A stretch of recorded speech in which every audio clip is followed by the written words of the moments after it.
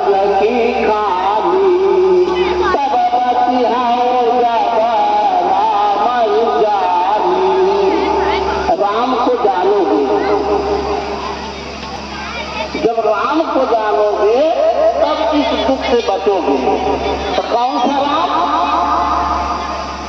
दशरथ के पुत्र राम। एक राम दशरथ के पुत्र हैं, एक राम शरीर में जीव है, और एक राम का संसार बनाया हुआ है। एक राम दशरथ का बेटा, एक राम हम घर घर देखा, एक राम का सकल पसारा, एक राम वनहु से प्यारा। एक राम दशरथ पुत्र हैं, उनकी भक्ति से कुछ भी होने वाला नहीं है। वो तो खुद ही दुख के सीमा में जकड़े हुए थे, वो तो खुद ही दुखी थे संसार में आकर के। और पूरा रामायण आप पढ़ें तो आपको पता चलेगा कि राम पर कितना दुख था, जन्म से लेकर के मृत्यु तक। अंत में इतना दुखदायी जीवन जिए कि जीवन में अकच्छ आ गए और सरजू नदी में जान दे दिए। जल समाधि बोला जाता है उसको नाम दे दिया गया जल समाधि। तो वो खुद ही अपने जीवन में दुखी थे, तो तुमको दुख से कैसे छोड़ाएंगे? इसलिए राम की दशरथ राम की भक्ति से जो अवतारवादी पुरुष होते हैं, वो अवतारवाद को जो मानते हैं, उन लोगों के आधार से जो राम की भक्ति दशरथ राम के साकार भक्ति से आपका कल्याण होना नहीं है।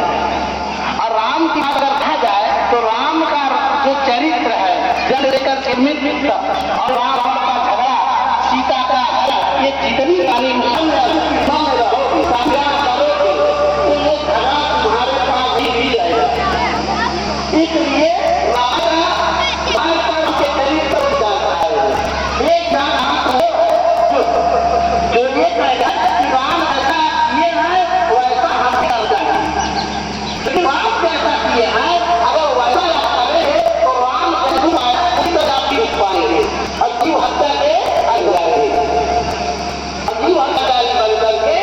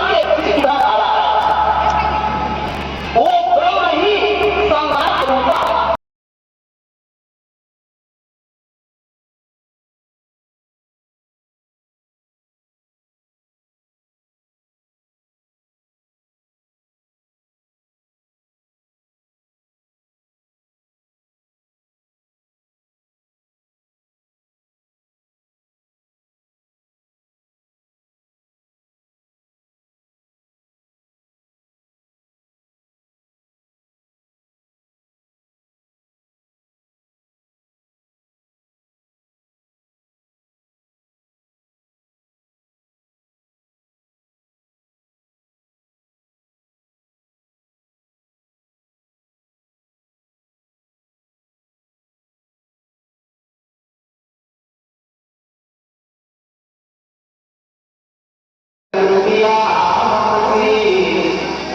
पल पल मुझको बदली चरणासी।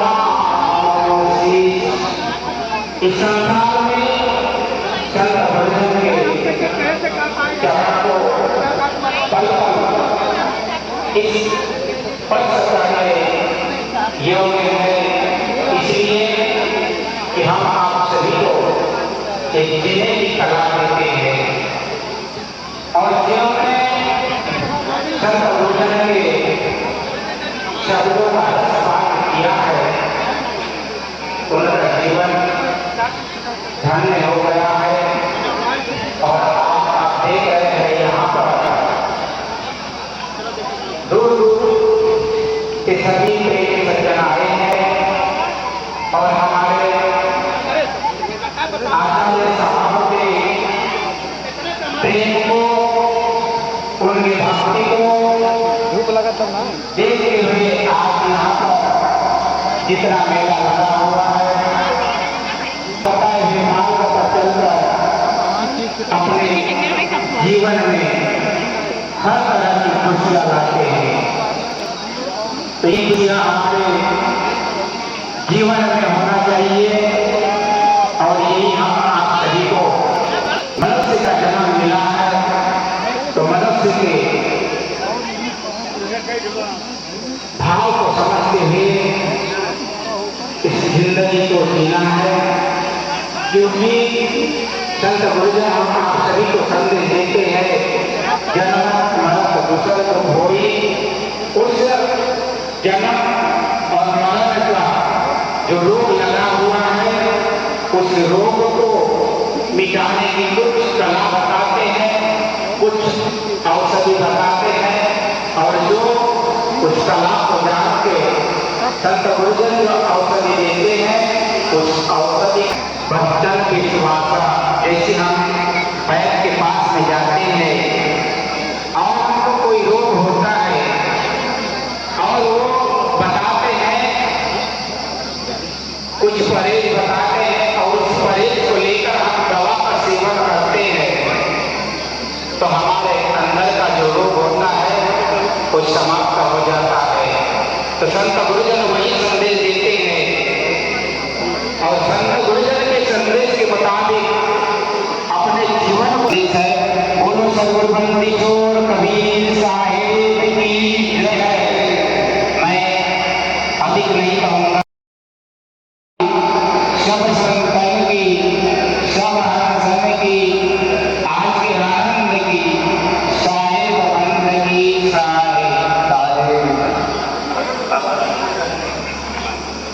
हाँ, तो अभी हमारे वहाँ साहब को हम सुन रहे थे। इसके पश्चात हमारे सोनभद्र से पहुंचे हुए विवेक साहब, इनके पास माइक को लगाया जाए और साहब को अभी अब समय का अभाव रहने की वजह से टाइम की कटौती हो रही है और 20 मिनट का ही समय साहब को, तो अभी विवेक साहब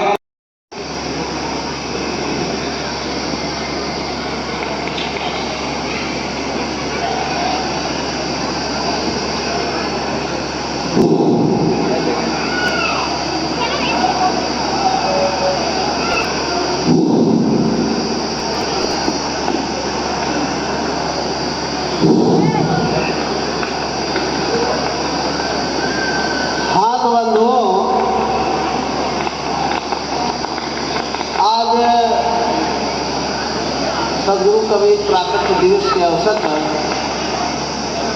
आचार्य गद्दी बड़ैया में जो सदगुरु कबीर साहब का मंच लगा हुआ है, इस मंच के माध्यम से बहुत से संत गुरुजनों ने बहुत सी अच्छी अच्छी बातें बताए और आज सत्संग का अंतिम चरण चल रहा है। तो थोड़ा सा समय